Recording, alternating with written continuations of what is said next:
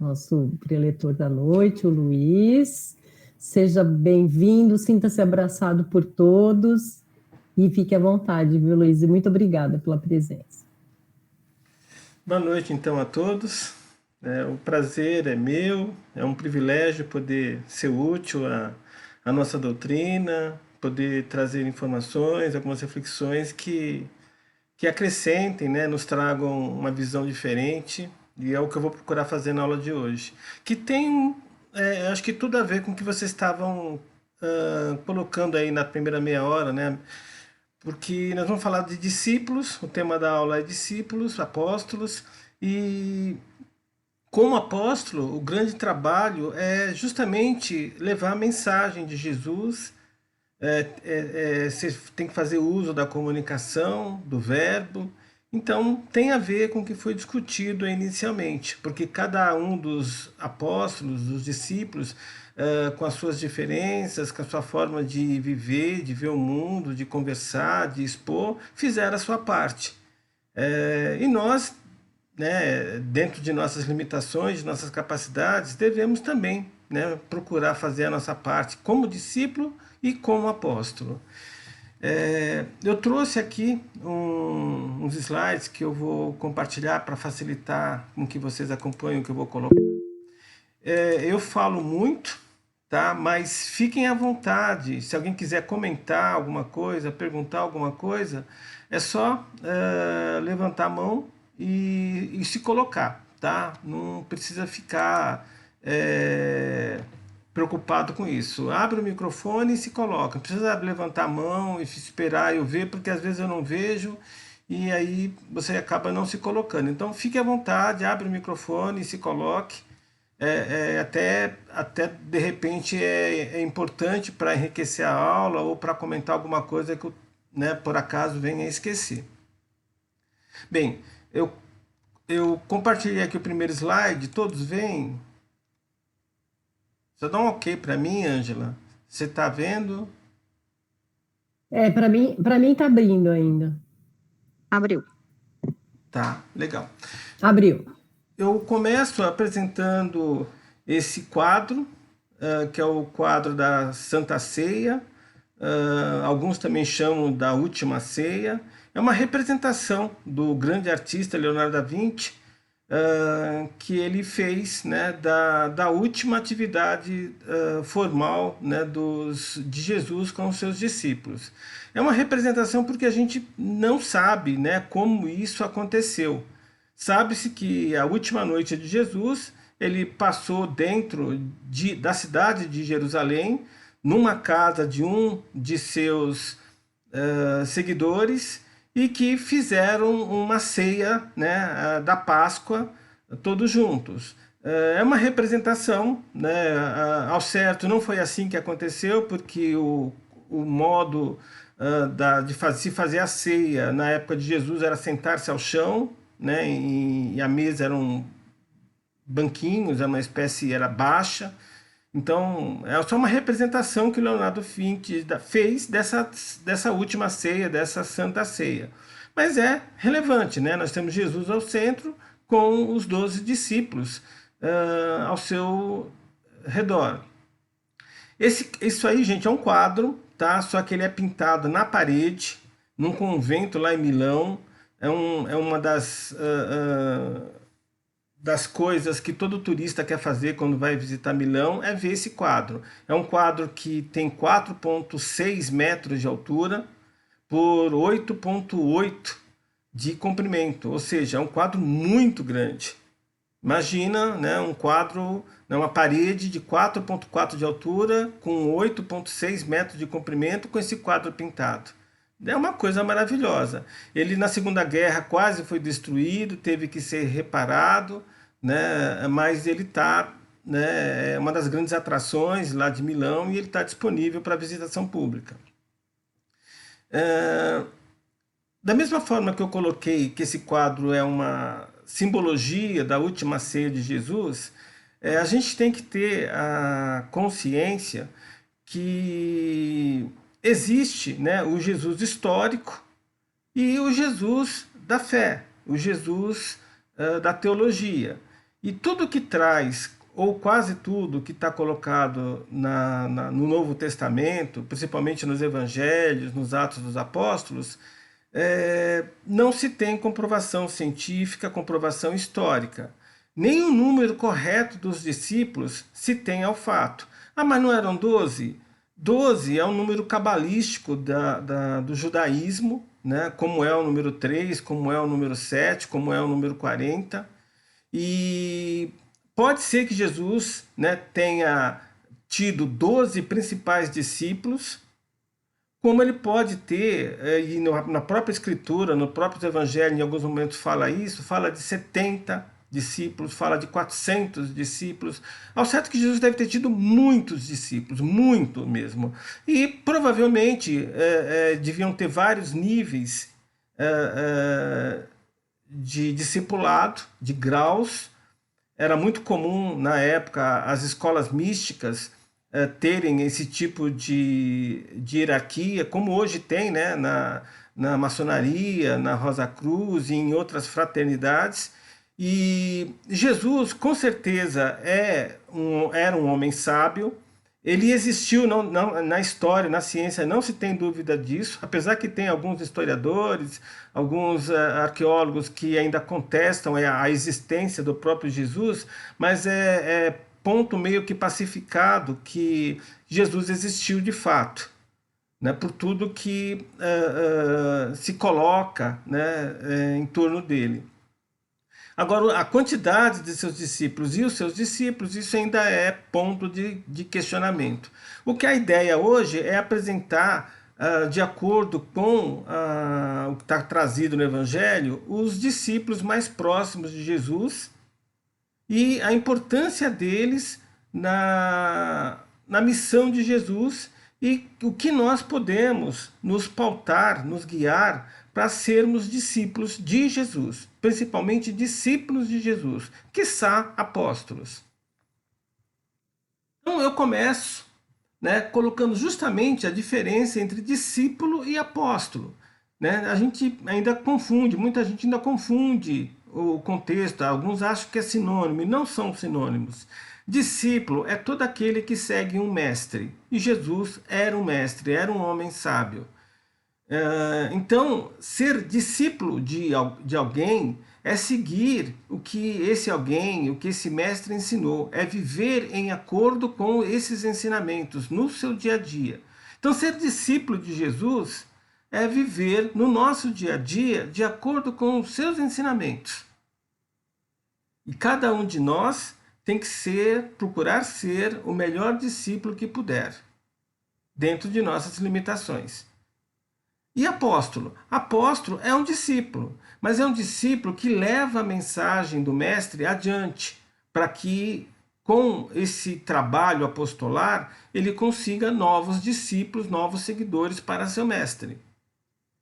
Então, não dá para ser apóstolo sem ser um discípulo, porque é com o seu exemplo e com os ensinamentos, né, com a mensagem que ele traz do mestre, é que ele consegue angariar novos discípulos para o seu mestre.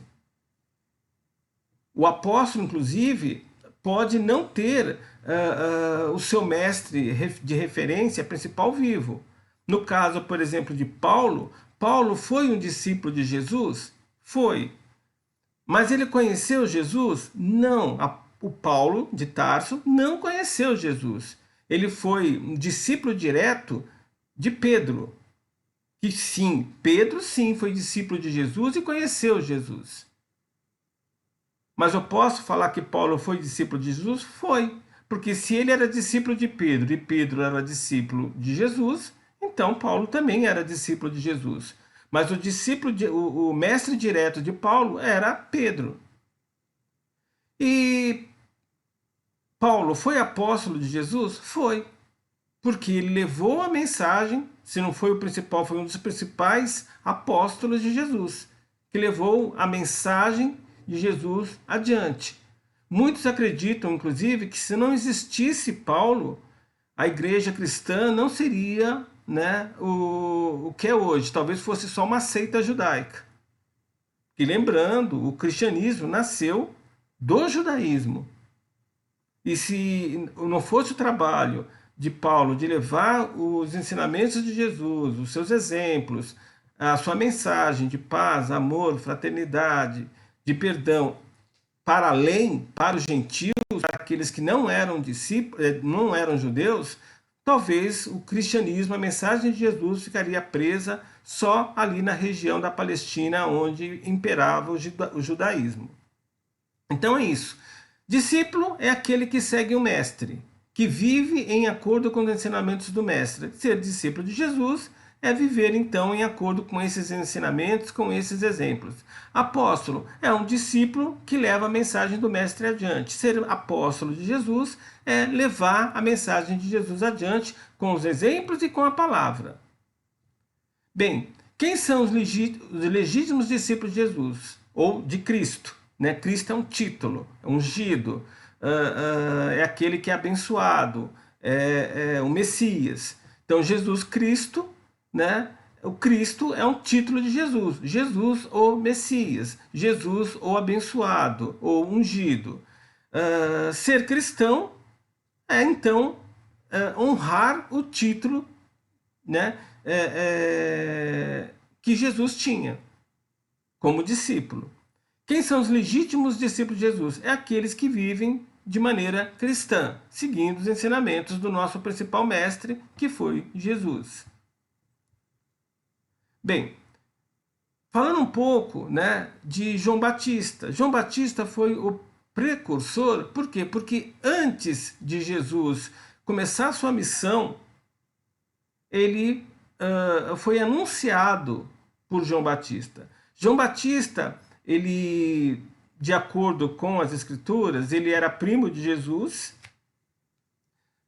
pelo menos em Mateus é colocado assim, não se sabe ao fato se isso era verdade, mas o que se sabe é que João Batista existiu, da mesma forma que hoje não se tem dúvida da existência de Jesus. Eu sei que pode parecer para alguns, poxa, mas tem gente que duvidava da existência de Jesus. Sim, a gente não tem fotografia, não tem filme, não tem nada.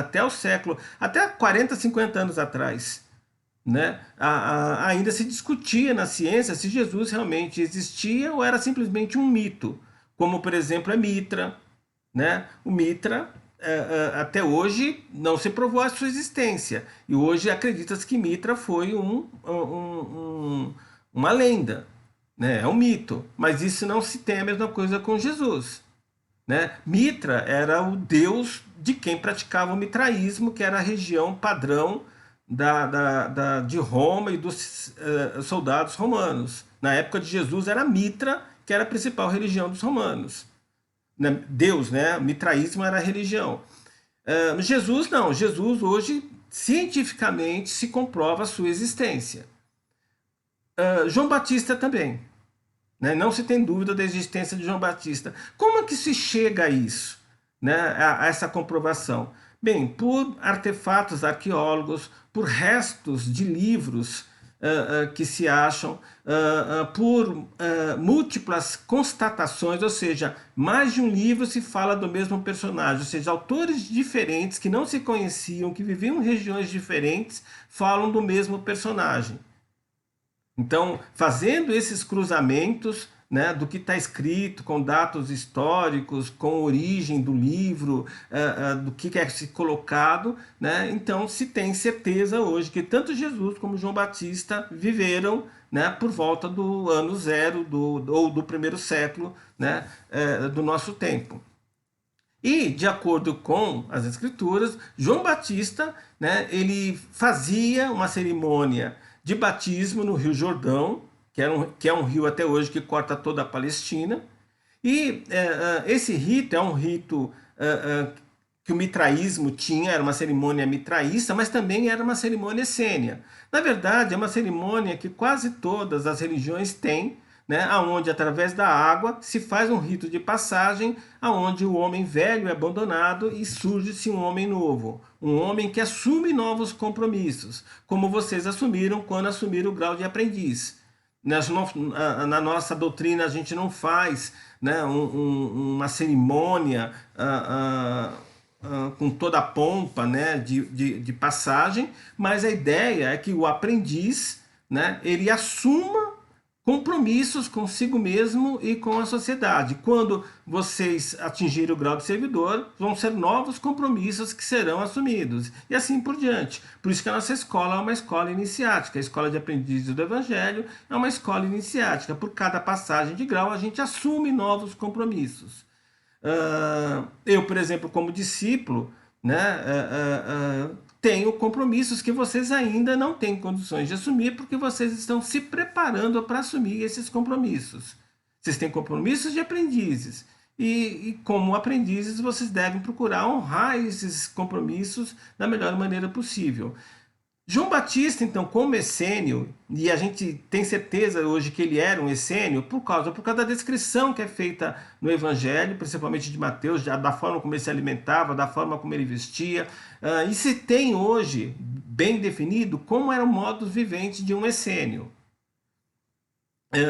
Provavelmente era um sacerdote de Qumran, que era a principal localização dos essênios, apesar que os essênios estavam, né, espalhados por toda a Palestina, e ele, como um sacerdote, ele pregava, né, no Rio Jordão e batizava aqueles que queriam assumir um compromisso, né, de deixar uma vida errada para assumir compromissos que, de acordo com o que João colocava, iria transformá-lo num novo homem, né, numa pessoa com novos compromissos. E por isso que ele pregava o arrependimento sincero, a pureza de coração e espírito, a fé, a humildade, a fraternidade e a prática do amor. Nos seus discursos, nas suas homilias, né, na margem do Rio Jordão, era isso que João Batista pregava.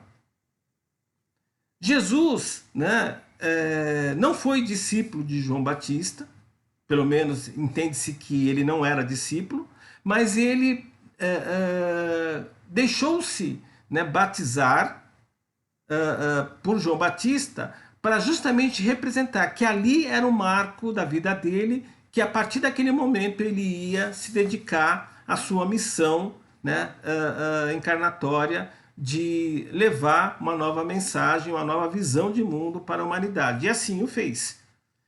Ou seja, depois desse batismo, desse rito de passagem, Jesus foi até o deserto, que fica ali próximo, passou 40 dias, de acordo com a tradição, né, de acordo com os evangelhos, e nesse período, quando ele retornou, ele começou, né, a construir o seu discipulado, a convidar pessoas para serem seus discípulos e para o seguir. E ele manteve a mensagem de João Batista, né, principalmente a mensagem de fraternidade, que todos nós somos irmãos, filhos do mesmo pai, com a mesma origem, independentes das nossas diferenças, e que por isso, como irmãos, nós devemos nos amar como a nós mesmos. Então ele fala muito da prática do amor, e ele traz um elemento novo que João Batista não falava, que era o perdão, né? O perdão como referência maior de prática do amor. Perdão a si próprio e principalmente perdão ao próximo.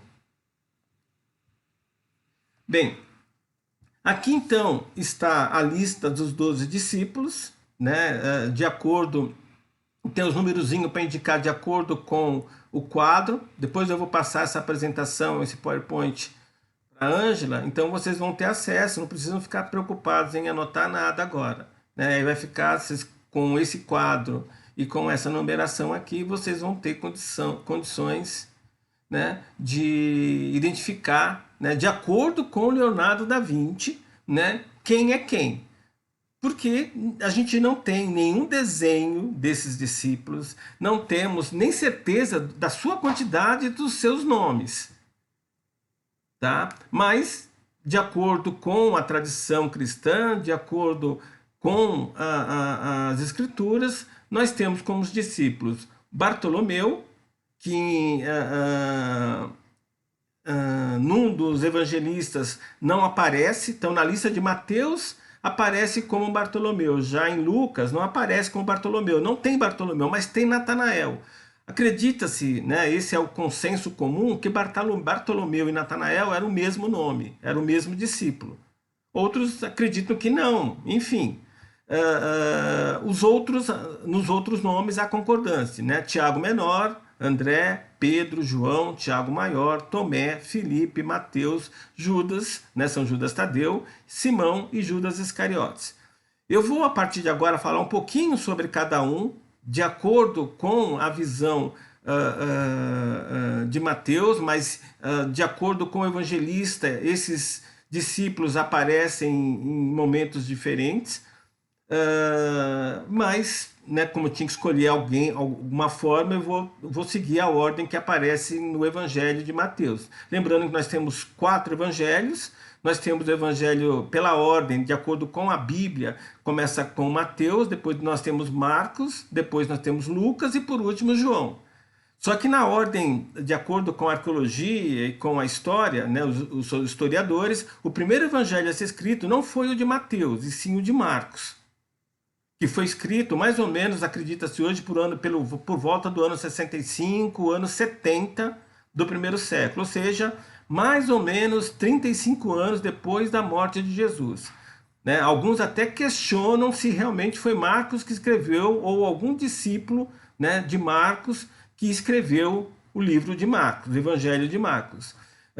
O de Lucas e o de Mateus foram escritos 10 anos, 15 anos depois do de Marcos.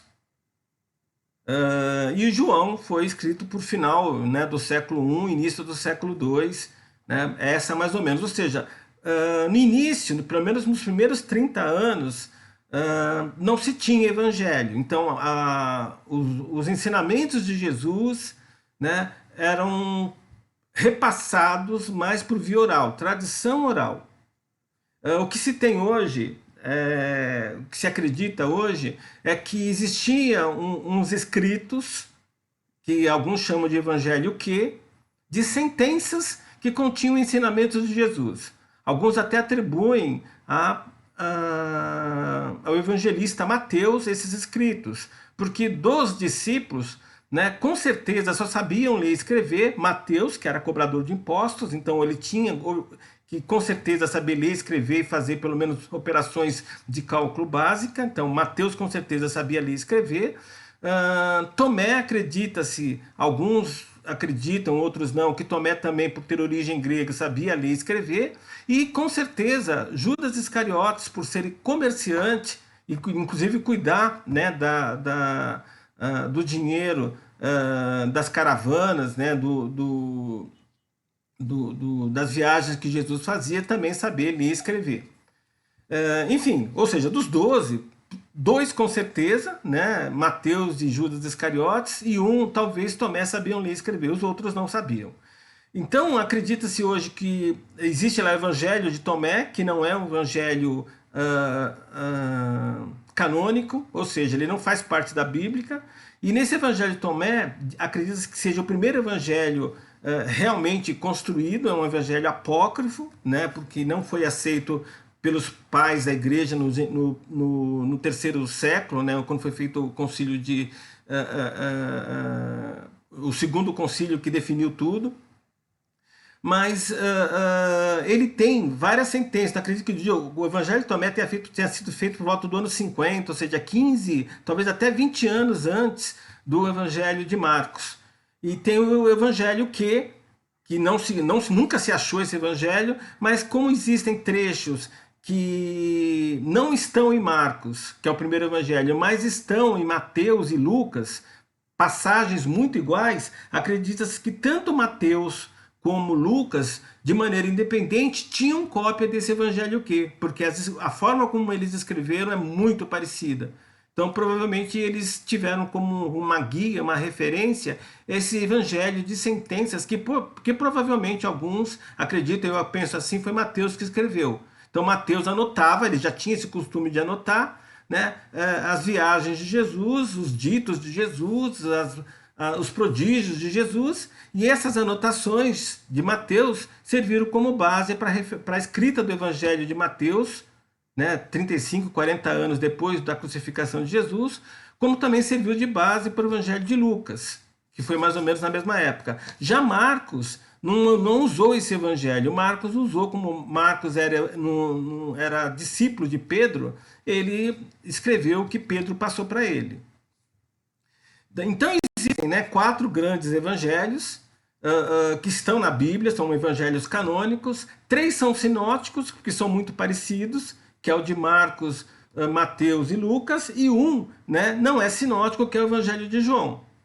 Mas além desses 4 evangelhos canônicos, porque a igreja adotou colocou eles como inspirados, nós temos quase uma centena de evangelhos, né, escritos por outros autores que a igreja não considera inspirados. Nós temos, por exemplo, o evangelho de Tomé, que eu já falei, mas temos o evangelho também de Pedro, o Pedro discípulo, que não está, de acordo com a igreja, não foi inspirado. Temos o evangelho de Tiago, o evangelho de Bartolomeu, o evangelho dos Hebreus, que também é um evangelho bem antigo. Enfim, existem vários evangelhos, né, que complementam as informações que estão nos evangelhos canônicos.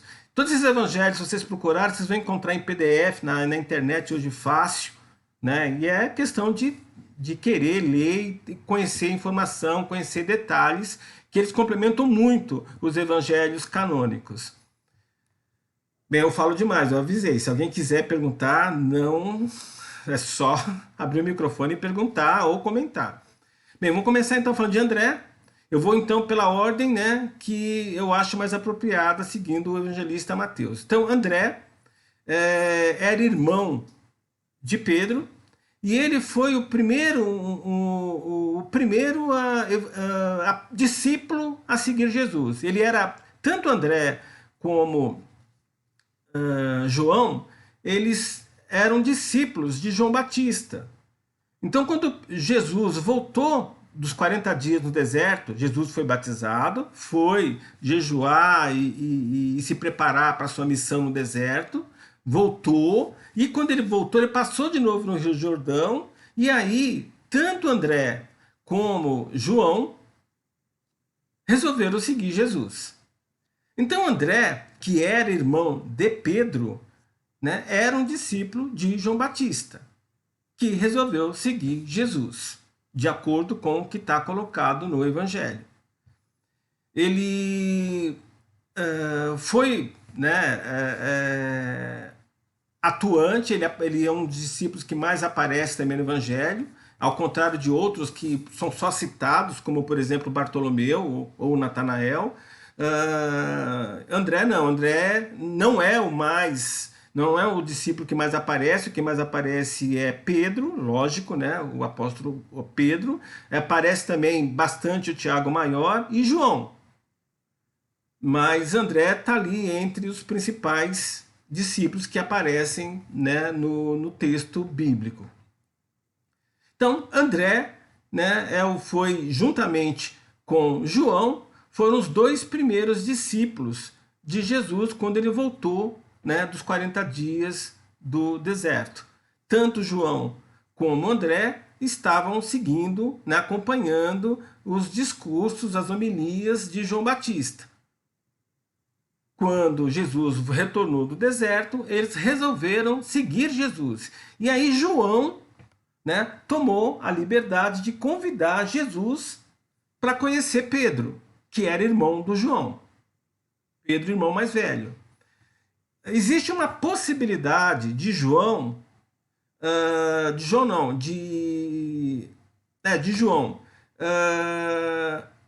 ser primo de Jesus. Porque, de acordo com apócrifos, ele era filho de Zebedeu, isso também está colocado nos sinóticos, mas ele também era filho de Salomé, e Salomé era irmã de Maria. Então, por parte de mãe, existe a possibilidade, né, não se sabe ao certo, de João ser primo de Jesus. Se esse for o caso, então Tiago Maior, que era irmão de João, também era primo de Jesus. Então, só para vocês acompanharem, quando Jesus voltou do deserto, João talvez primo de Jesus, mais André, que era irmão de Pedro, resolveram seguir Jesus, e João, né, juntamente com André, convidaram Jesus para ir até Pedro. Por que Pedro? Porque Pedro, é o que se acredita hoje, ele tinha um negócio com barcos, com pescaria. Ele tinha alguns barcos, era casado, né? João e André eram irmãos mais novos, então deviam ser adolescentes. Já tanto Pedro, que era o irmão de João, aliás, irmão de André, como Tiago Maior, que era irmão de João, eles já eram casados e ficavam em Betsaida, que era um vilarejo que ficava do lado do Lago da Galileia, ao lado do Lago da Galileia. E eles tinham negócios em Cafarnaum, que era a cidade maior da região ali da Galileia. E então, na volta, né, do batismo de Jesus, tanto André como João convidaram Jesus a ir conhecer Pedro. Por quê? Como Pedro era uma pessoa importante, eles achavam que seria bastante relevante, né, Jesus conhecer Pedro para angariar novos discípulos. E foi o que fizeram, né? Passaram em Cafarnaum e depois foram em Betsaida, e lá foi então convidado Pedro, Simão Pedro, a seguir Jesus, e mais Tiago Maior. Ou seja, nós já temos 4 discípulos aí.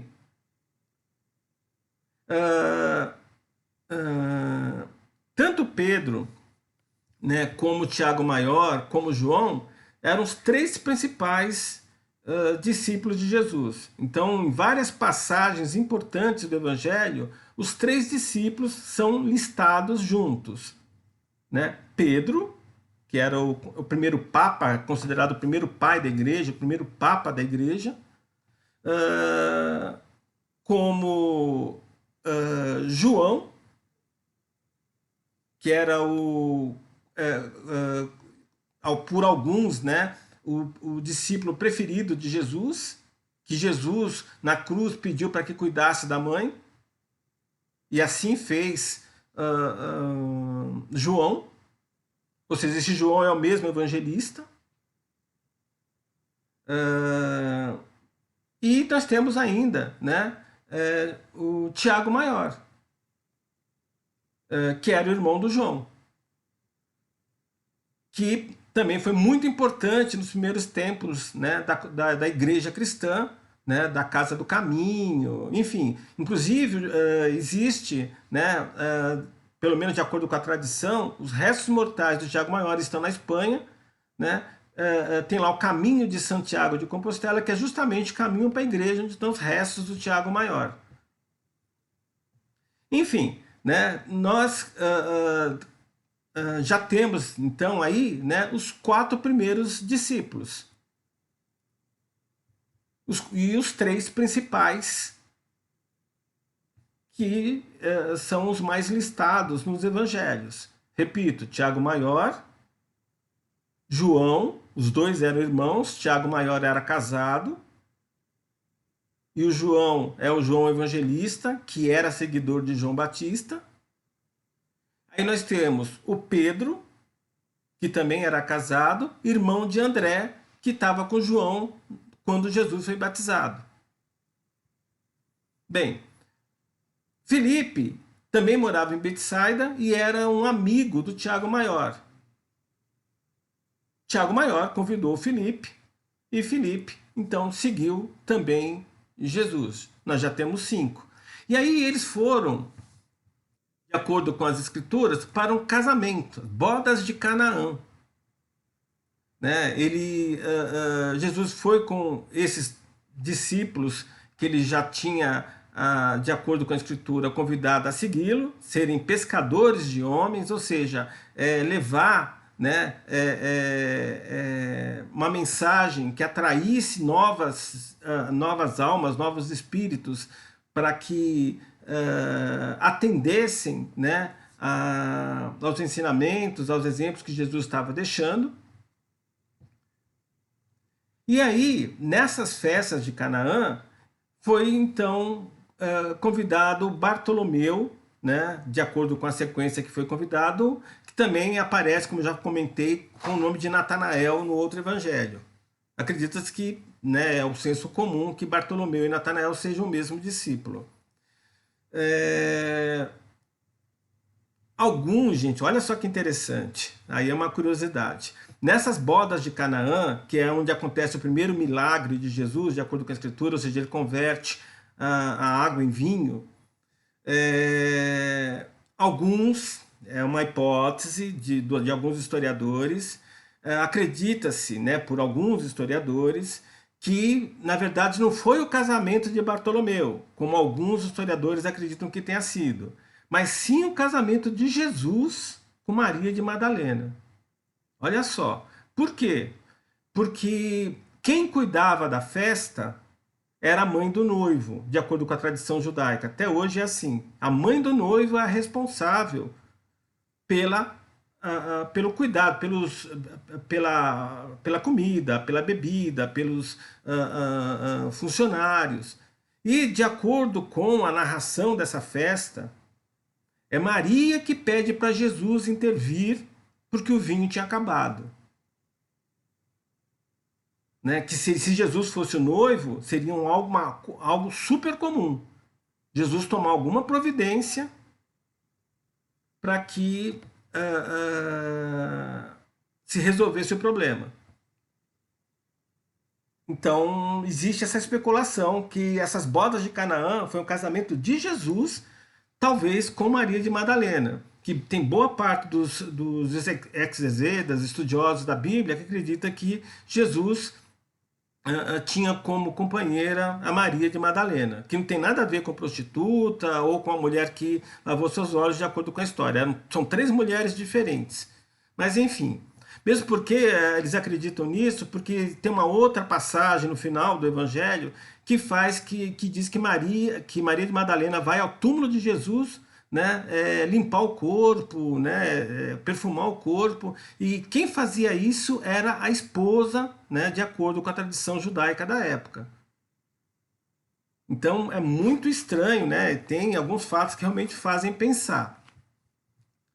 Bem, mas enfim, então nessa festa, nessas bodas de Canaã, né, é onde foi-se Jesus, né, convidou Bartolomeu ou Natanael a segui-lo também.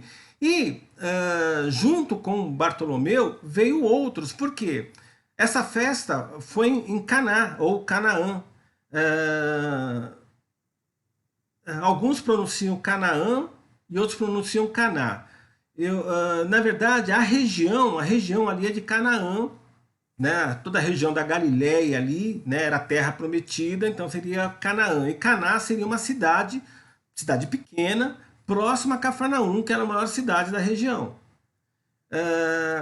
Os negócios de barcos, o principal porto ficava em Cafarnaum.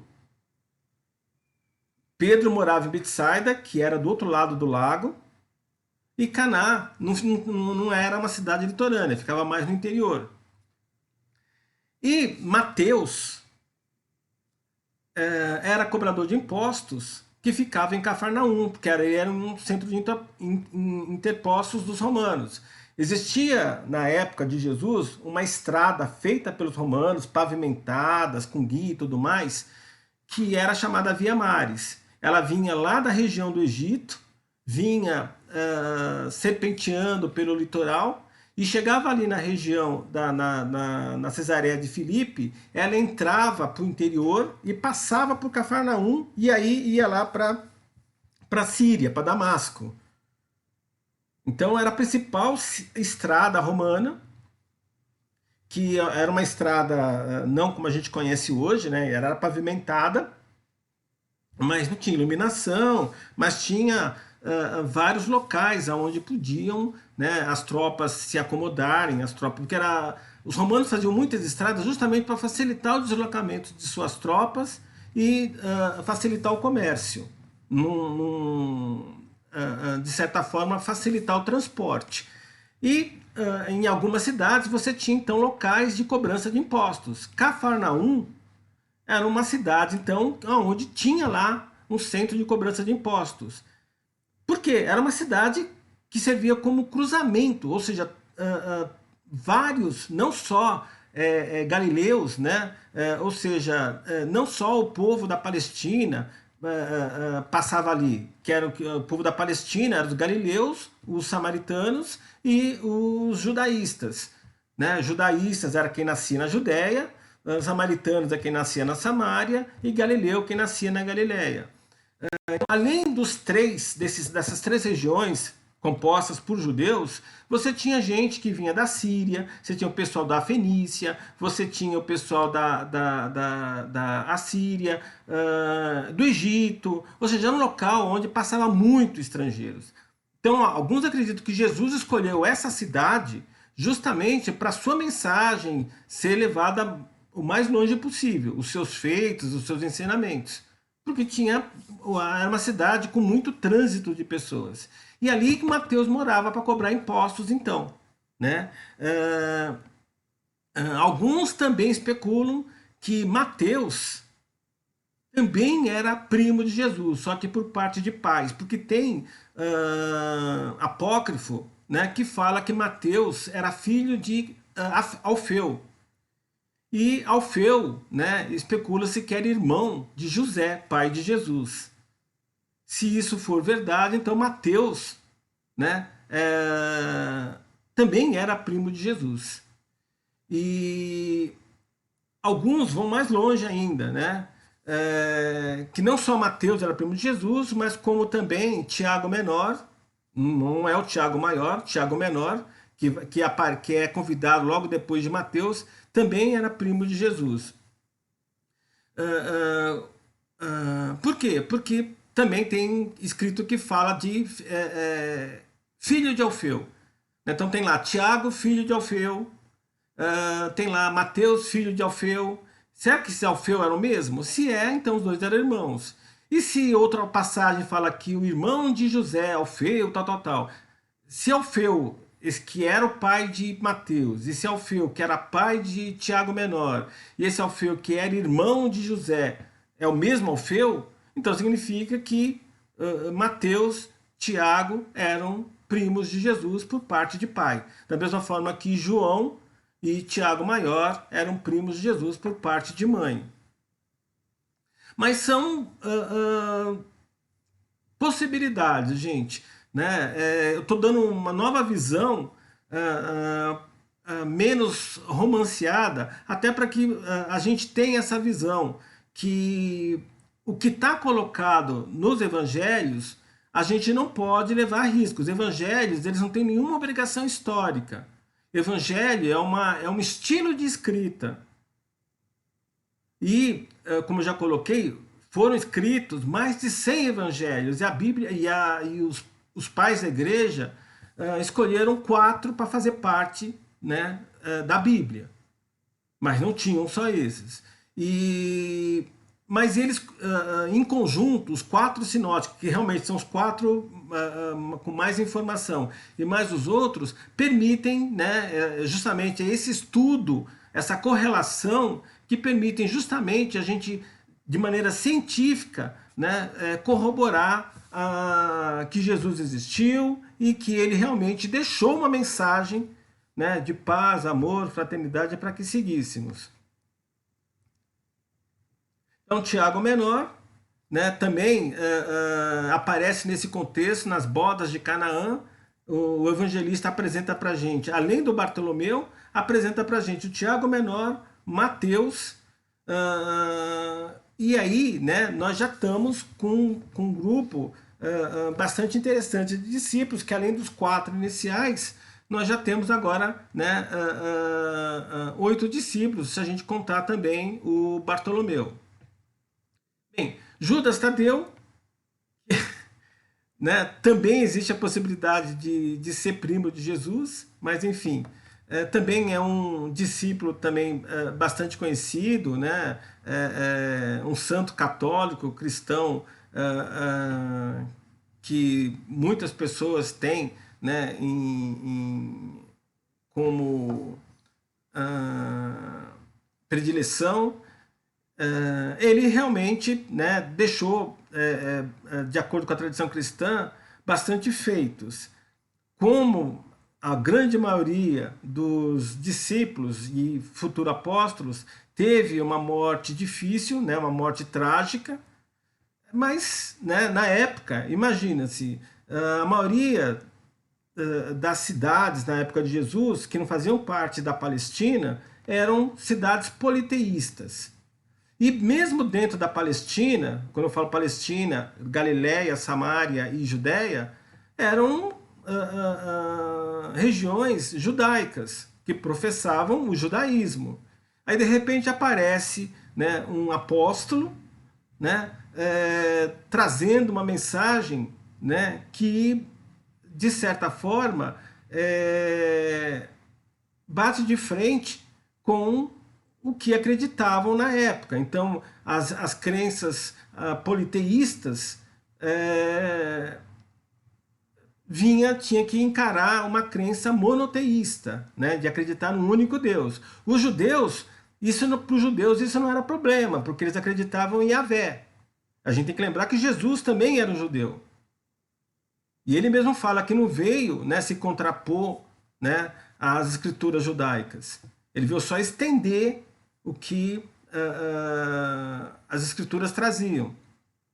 Então, para os judeus, o grande problema era a mensagem que Jesus trazia, que feria alguns dos preceitos judaicos.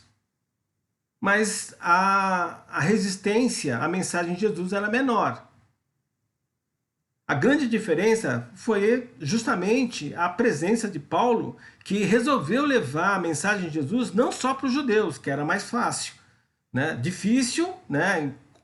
Tinha uma certa resistência, mas era mais fácil que levar para os gentios, que eram aqueles que não eram de crença judaica. Porque se não era de crença judaica, tinham crença politeísta. E aí que a coisa pegava. E então a grande parte dos apóstolos tiveram problemas em levar a mensagem de Jesus adiante, justamente porque eram mal recebidos e tinham muita resistência. Então, eles viviam fugindo de cidades, né, e a maioria acabava com um fim trágico. Na verdade, o único dos apóstolos, dos 12, que você tem certeza que não teve fim trágico foi João, né, que era o discípulo, futuro apóstolo mais novo de Jesus, que foi aquele, como eu já falei, que Jesus pediu para que cuidasse da mãe dele, que provavelmente era a tia dele. E João fez isso. João só foi fazer o seu apostolado, só foi levar a mensagem de Jesus como apóstolo depois que Maria faleceu. Aí ele saiu, né, igual os outros discípulos, para visitar cidades e fundar comunidades cristãs, levar os ensinamentos e mensagem de Jesus adiante. Tomé, né, como eu falei, tem o Evangelho de Tomé, procurem, que é bastante relevante, interessante. Né, é um dos evangelhos que não estão na Bíblia, talvez seja o evangelho mais importante. Encontraram-se cópias desse evangelho. A gente tem que lembrar que na época de Jesus não era fácil ter-se um livro, né? Não tinha imprensa, não existia uma forma fácil de se fazer livro. Então alguém tinha que saber escrever, ler e escrever. E se alguém quisesse uma cópia daquele livro, literalmente tinha que se fazer uma cópia, tinha que se pagar um escriba, comprar papiro.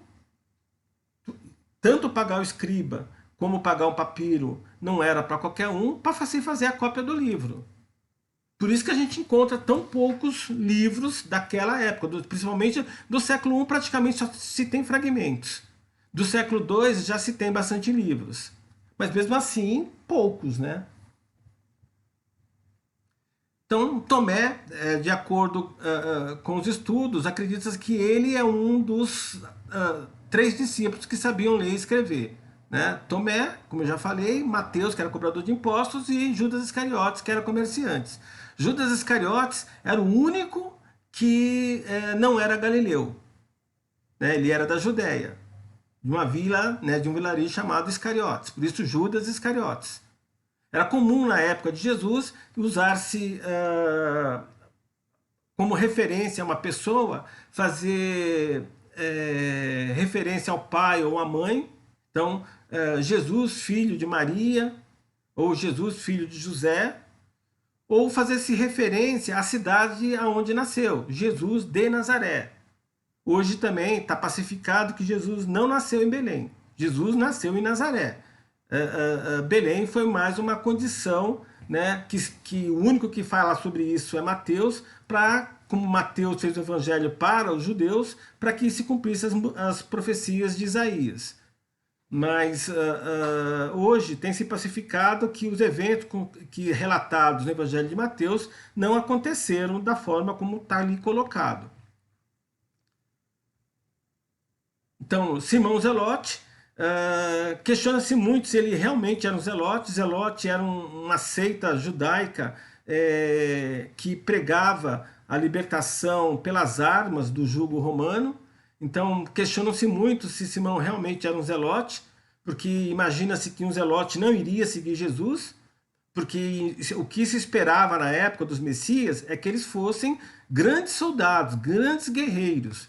E na época de Jesus, tanto antes de Jesus como depois de Jesus, vários judeus se declararam Messias. E todos eles com uma mensagem de força, né, com o uso de armas, pregando a libertação do jugo romano através de guerrilhas, de revoluções. Jesus não se declarou, pelo menos não diretamente está escrito isso nos evangelhos, ele não se declarou Messias, mas ou consideravam assim pela sua sabedoria, pelos seus ensinamentos, pelos seus prodígios.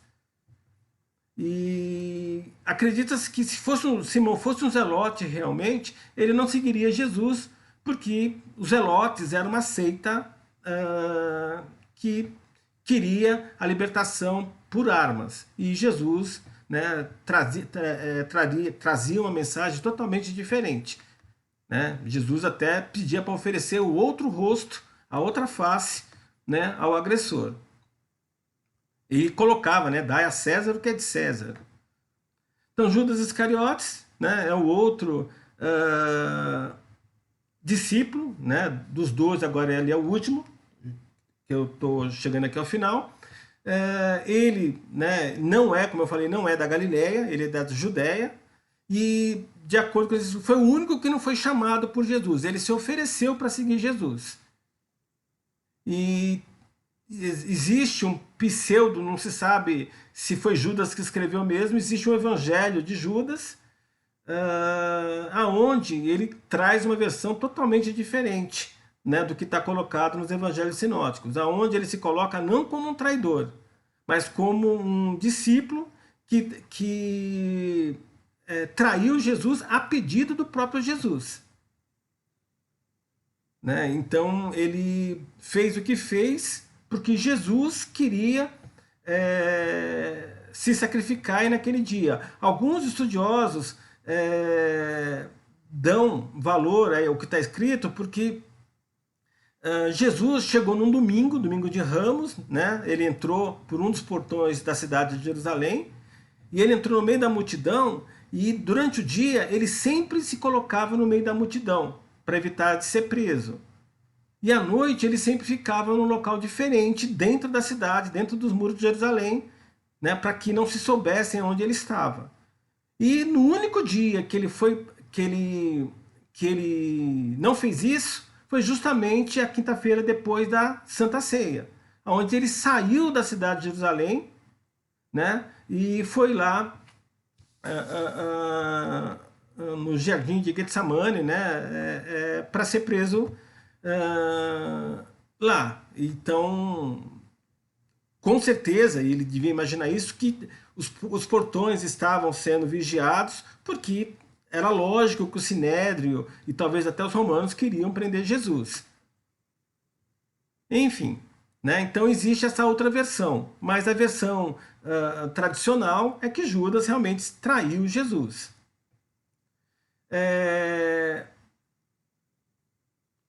De acordo com, né, a tradição, ele se matou. Existe uma contradição aí entre os evangelhos, né? Então existem muitas contradições, gente. Quando a gente vai fazer um estudo realmente detalhado dos evangelhos, a gente encontra várias tradições, porque foram escritos em momentos diferentes, por autores diferentes que não tinham contato. Né? Então, Mateus, por exemplo, e Lucas se contradizem aí, porque um diz que ele se enforcou e o outro diz que ele pulou de um precipício. Não se sabe ao certo, né? O fato é que ele se matou. E aí, para substituir o Judas, né, isso está contado nos Atos dos Apóstolos, chamaram Matias. Na verdade, foi uma espécie de eleição, e Matias então foi o escolhido para substituir Judas, para manter os 12 discípulos, que iriam ser os 12 apóstolos, os 12 líderes, né, dos apóstolos, dos discípulos de Jesus. Alguns acreditam que Jesus, na verdade, ele não fundou a igreja, mas ele tinha uma escola mística, uma escola iniciática. Né? Como eu coloquei no início, onde se tinham graus, e os 12 discípulos eram os seus discípulos de mais alto grau. Então, como um dos discípulos que compõe os 12 se matou, tinha que se escolher um outro para substituir. Né? Como eu falei, 12 é um número cabalístico, e escolheu-se Matias. Mas Jesus tinha muito mais discípulos. Um pouco antes dele entrar em Jerusalém, um pouco antes dele ressuscitar Lázaro, isso é colocado nos evangelhos. Ele escolhe 70 dos seus discípulos para ir até Itureia, que ficava do outro lado do Rio Jordão. Então Jesus tinha muito mais discípulos. Enfim, Jesus, né, durante os 3 anos, ele prepara seus discípulos para o apostolado. Ele faz com que os seus discípulos vão até a Fenícia, até as Decápolis gregas, até Itureia, até outras regiões, enfim, que ficavam em torno da Palestina, justamente para os seus discípulos conhecerem outros povos, de outros idiomas, de outras culturas, de outros deuses, para que quando ele não estivesse mais presente, os seus discípulos, como verdadeiros apóstolos, tivessem condições, tivessem preparados para levar essa mensagem adiante, apesar dos obstáculos. Matias, então, né, seguiu esse destino. Bem, aí o principal apóstolo de Jesus, né, que foi discípulo de Pedro, que é Paulo de Tarso. Vocês vão ter várias aulas sobre Paulo de Tarso, então nem vou entrar em detalhe aqui. Né? Vamos ter várias aulas, então, enfim. Mas, assim, para não ficar de graça, né, o Paulo, ele, de perseguidor dos cristãos, dos primeiros cristãos, ele virou o principal apóstolo, né? Ele teve uma conversão na entrada de Damasco, e a partir dessa conversão, ele mudou da água para o vinho. Né? De perseguidor, ele virou ser um seguidor dos cristãos. E ele fez 3 grandes viagens, e nessas 3 grandes viagens, que vai ser colocada no curso mais à frente, ele fundou diversas comunidades cristãs. O que era uma comunidade cristã? Era uma espécie de igreja, né? Onde se era colocados os ensinamentos de Jesus, né? Os discursos, as parábolas, enfim, né? Tudo que Jesus nos deixou de mensagens que estão nos evangelhos. Aqui no mapa, a região aonde Jesus pregou a sua mensagem. Então aqui nós temos a Samária, a Judéia, e aqui a Galileia. Jesus, né, ele, durante os 3 anos da sua missão, ele ficou nessa região aqui. Né? Judéia, onde ficava aqui Jerusalém, Samária, e aqui Galileia. Aqui temos Cafarnaum, aqui temos Caná, aqui temos Nazaré, aqui Betsaida, o lago de Genizaré, ou o lago da Galileia. Aqui nós temos o Rio Jordão. Jesus foi batizado aqui, nessa região aqui. E aí ele foi para o deserto nessa região, voltou, aí pegou André e pegou João, foram pelo Rio Jordão, passaram por Cafarnaum e foram até Betsaida. Aí, né, Jesus foi apresentado a Pedro, a Tiago Maior e a Filipe. E aí foram para Caná, para as bodas de Caná. E aí aparece então Mateus, Bartolomeu, Tiago Menor, enfim, todos os outros, né? Tomé, Simão Zelote. E aí, na primeira viagem que ele faz para Jerusalém, né, o último discípulo, que é Judas Iscariotes. Aqui nesse slide tem aqui listado todos os discípulos, os principais discípulos de Jesus, e as mortes, as respectivas mortes deles, todas trágicas, né? Então, nós começamos aqui, ó, por exemplo, São Tiago, né, ou Tiago Maior, decapitado. Ele foi o primeiro mártir da igreja, 44 depois de Cristo, ou seja, 10, 15 anos após Jesus ter sido crucificado, né? Antes, inclusive, de Estevão. Aí nós temos os outros, né? O São Tiago de Alfeu, que é o Tiago Menor, né? Ele foi apedrejado. Então, São Judas Tadeu, o Filipe, Tomé, enfim, todos eles tiveram, né, de acordo com a tradição cristã, fins trágicos, foram imolados, com exceção, né, do João. João, ele morreu por idade mesmo. Bem, e para terminar, a consagração. Consagração foi um ritual, um rito de passagem, aonde Jesus deu o poder do verbo e o poder de mediúnico para que seus discípulos pudessem, né, levar a sua mensagem adiante. Então, provavelmente foi uma cerimônia onde Jesus, né, através do seu verbo e através do seu poder pessoal, ele compartilhou com os seus discípulos para que eles tivessem o dom da palavra, tivessem o poder pessoal, a força interior necessária para vencer os obstáculos, para levar a mensagem de Jesus adiante. E aí eu termino, né, com esse slide colocando: um discípulo deve entregar sua vida à misericórdia infinita de Deus. Ou seja, viver de maneira plena, de maneira intensa, né? Ou seja, procurar de maneira contínua vivenciar no seu dia a dia os ensinamentos e os exemplos que Jesus nos deixou. Isso vai trazer problema? Vai. Né? A própria família, começa com a própria família, que começa a questionar o porquê dessa dedicação.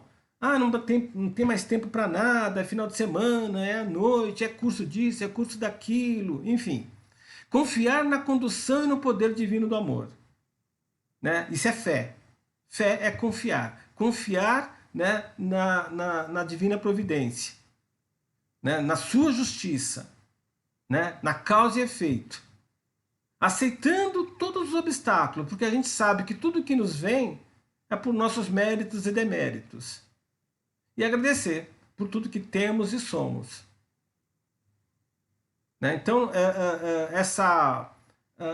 essas palavras, entrega, confia, aceita e agradece, que vem de uma filosofia sufi, né, do Islã, é muito interessante porque, de certa forma, abarca tudo que um discípulo, né, tudo que um cristão, um verdadeiro cristão, seguidor de Jesus, deve viver. Entregar-se à vida, viver de maneira melhor possível, seguindo Jesus. Por quê? Não porque tem fé cega, é porque confia na justiça divina, confia na providência divina, porque aceita que todos os obstáculos, problemas, dificuldades, é por nossos méritos e defeitos, é a aplicação direta da lei da causa e efeito. E agradecendo sempre, né, para vibrar bem, para irradiar boas energias, energias construtivas, porque tudo que nos vem é por nossos méritos e deméritos. Bem, aí está a bibliografia. Esses slides depois eu vou passar, tá, para a Ângela, para ela poder repassar para vocês.